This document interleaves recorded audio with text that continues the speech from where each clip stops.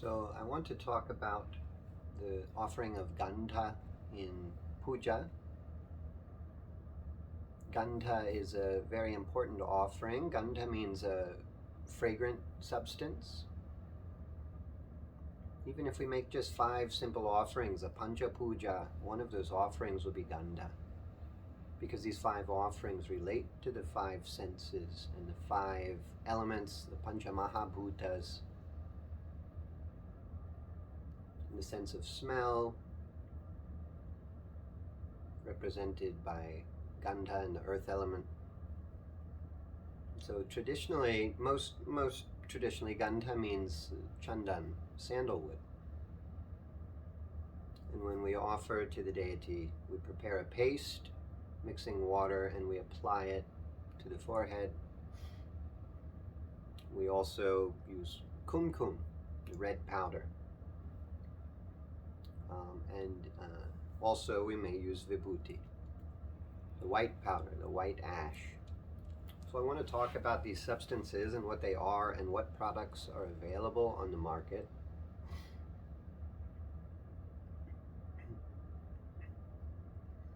These also are used after the puja. It's taken as prasad and we wear it on the forehead for blessings. We wear Tilikum.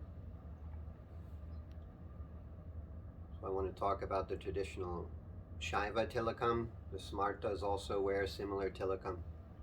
The Vaishnavas wear a different Tilikum where they wear lines going up. Shaiva, 2 lines typically, maybe 3, 1 in the middle. The Shaivas wear a Tilikum with 3 lines of the white Vibhuti across the forehead. First I want to talk about why it's applied to the forehead. It also can be applied to various other places of the body. You'll see priests and sadhus may apply Tilikum, various designs to different places, the arms and the chest and the neck, front and back of the neck, and the chest and the belly and the arms and the sides. There may be 16 places, maybe a different number that they use in different traditions. Sometimes they'll put a line of the Vibhuti down the arm. We see the South Indian Shaivas will sometimes do this. This is a very traditional application. Some people simplify it and they just put a dot. You could use the Vibhuti, could use the Chandan, the sandalwood, could use the Kumkum. But the reason we're doing these places is that there's Marma points on the forehead, Ayurveda tells us about. So right between the eyebrows, this is not the Marma point. There is a Marma point here. It's called Nasamula, the root of the nose. There's one in the middle of the nose, and there's one at the tip of the nose as well.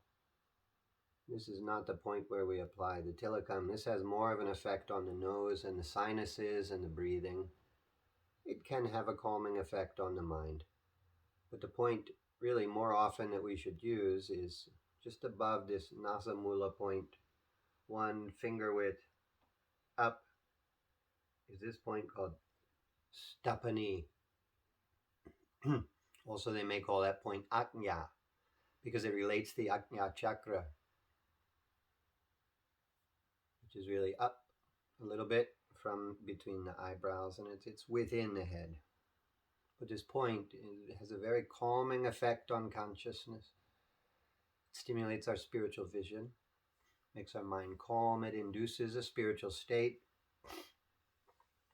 In Ayurveda, we use these Marma points. We stimulate them to have an effect on the mind and consciousness. But there's various other points all throughout the forehead. There's a point up here where the hairline is, where the married women will put sindur, another red powder. There's points up here, which when they do the shirodhara, the pouring of oil on the forehead, they move it around, they get all these points. If you keep pouring it in one point, it'll start to become like torture. It'll be annoying, and then that is an actual torture where they drop the water on a person repeatedly. So they move it around, and then you get all these different points on the forehead. But one point they're always coming back to is this stapani, which is the point at which we apply the dot. So the 3 lines of Vibhuti are symbolic of various different things. There's many different explanations in different shastras from different gurus. Some will say it represents the 3 powers of God, the Icha Shakti, Kriya Shakti, and Jnana Shakti.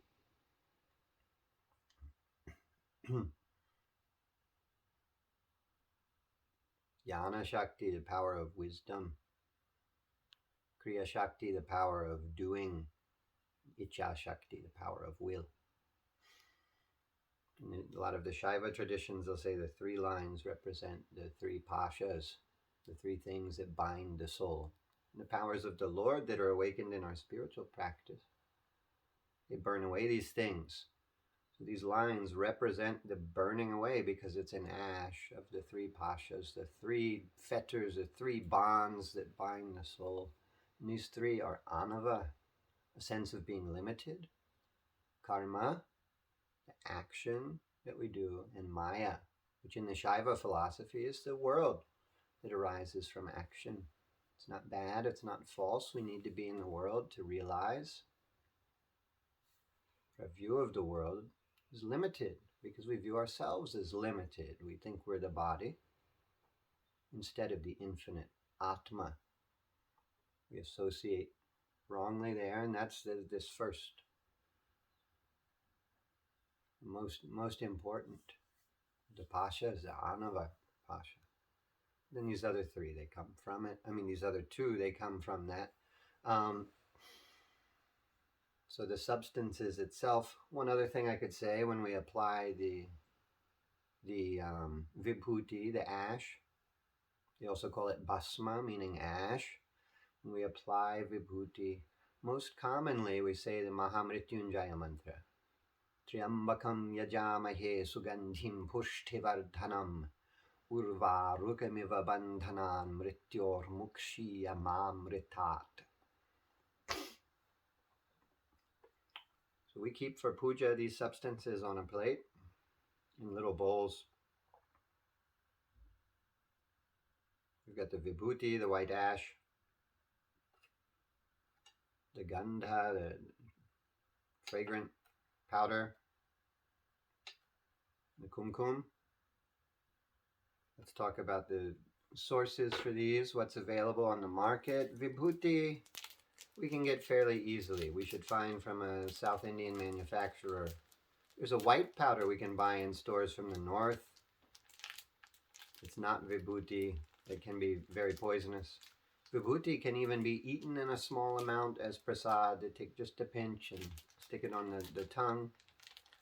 We can take this and we can wet it and apply it wet for more control of the application, or we can apply it dry also. It will stick a little bit to the fingers and then to the skin. And they give this as prasad in the temples in the south. And there's a procedure by which this is made, and they burn cow dung, and they may offer sesame seeds and other offerings with specific mantras. And they burn it very thoroughly until it turns into a pure white ash. They get it very hot. And then they may scent the powder as well. And it has a nice fragrance to it. So it's not too hard to find. You could find online good South Indian Vibhuti. The Kumkum, the red powder, as well, we should try to find a South Indian product because it's more traditional in the South, what they do to make these products. This is a popular South Indian company called Gopuram. If you buy Kumkum in the Indian stores, in the puja stores, if you buy Kumkum or Sindoor, it's usually not actually Kumkum or Sindoor.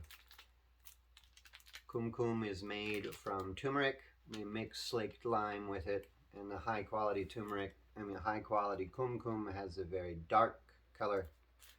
They may call it vermilion in English. It has a dark color, it's not a bright red. There are inferior products on the market which are made out of toxic metals. There have been people poisoned from eating those products. We don't know what effect it has. We don't know what these products are made out of. We should insist upon a pure product. If you can't find a pure product, you could make it at home. You could buy turmeric powder, and the Indian stores will sell slaked lime for use in the pan, in the beetle that they chew. And you can mix those together, and you will get a red powder by doing that. And then you know that you've got something made out of turmeric. It may not be as dark of a color as this, but it will be usable. Or we should seek out these high quality South Indian made out of pure natural herbs, because the herbs have an effect on the Marma points. They make herbal oils, they apply it to the Marma points for an effect like acupuncture. It's like an acupressure, and the herbs do the work.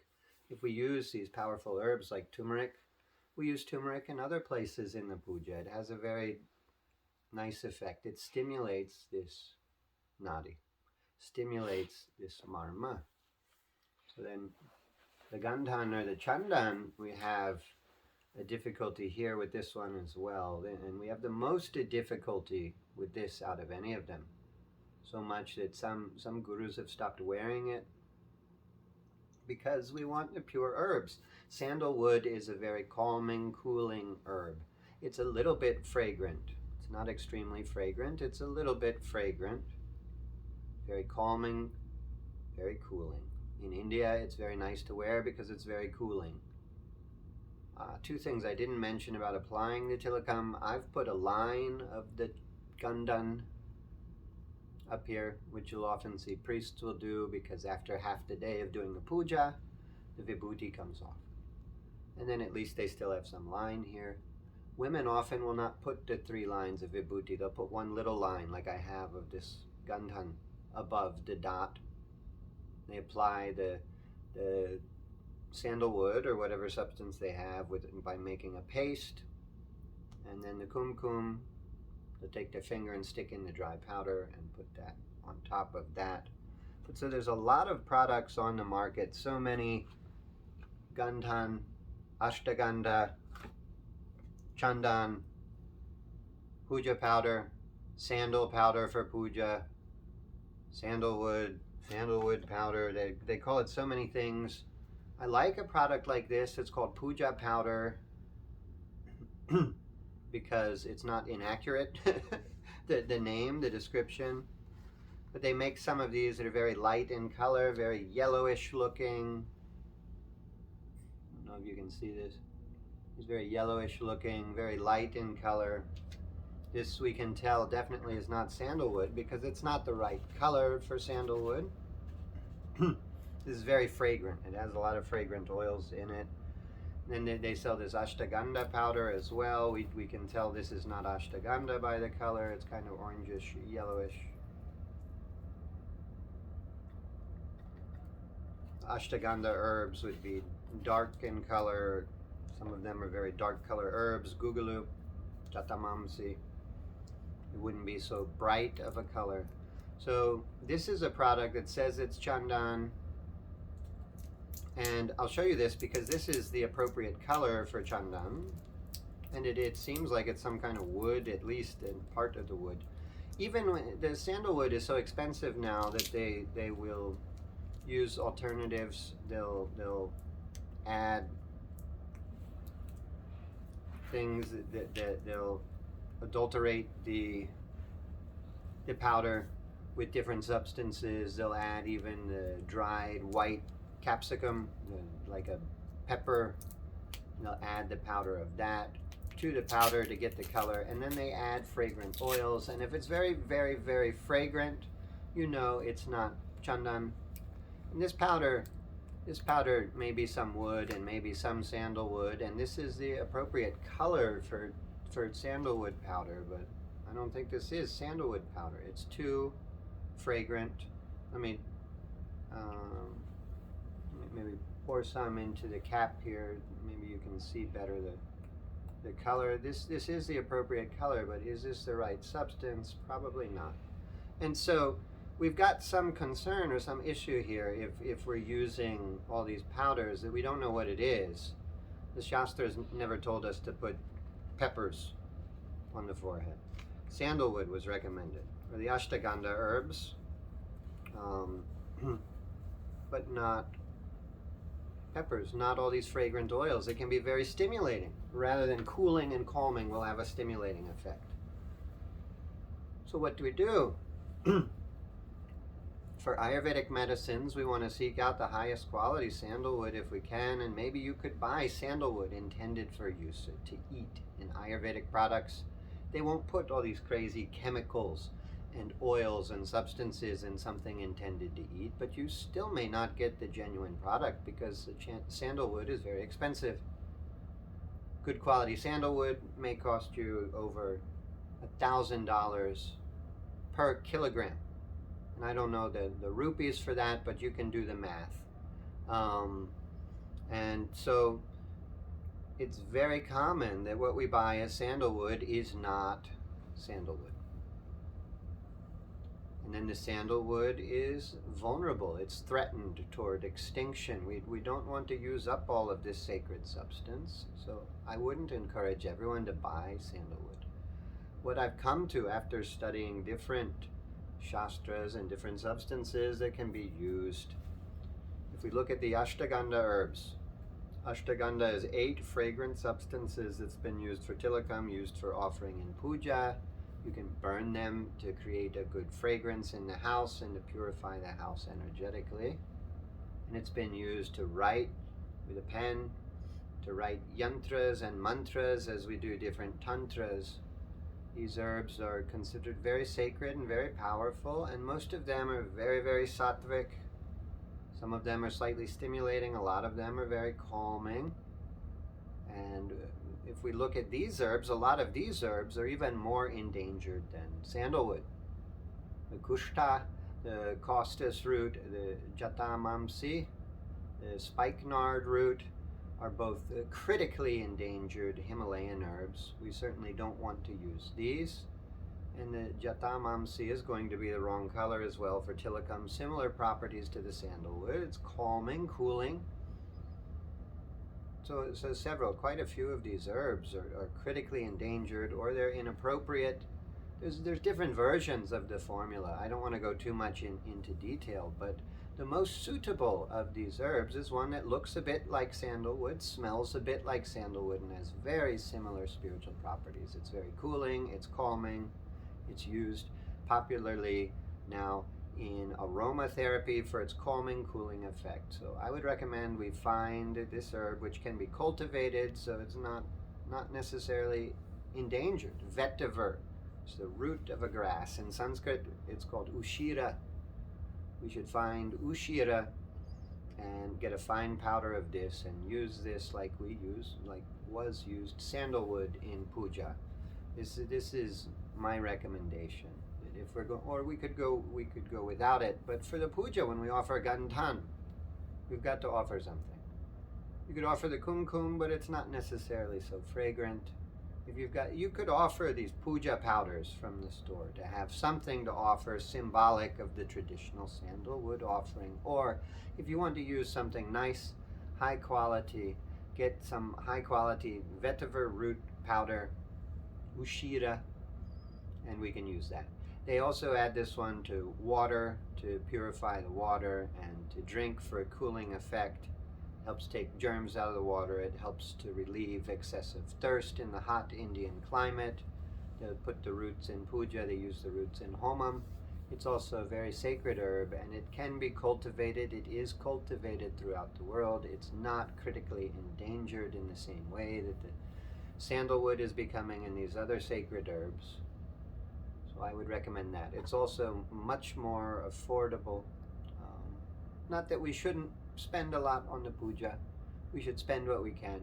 But of course, we can't spend more than we have. And things that are endangered and prohibitively expensive, and that it's too hard to find the genuine product, we've got to substitute. And so my suggestion, better than all this puja powder, ashtagandha powder, all these fake things you can buy for use in puja, these very stimulating, fragrant powders, we don't know what the effect is. Use a pure herb with a similar effect. Use a vetiver root. Om Namah Shivaya.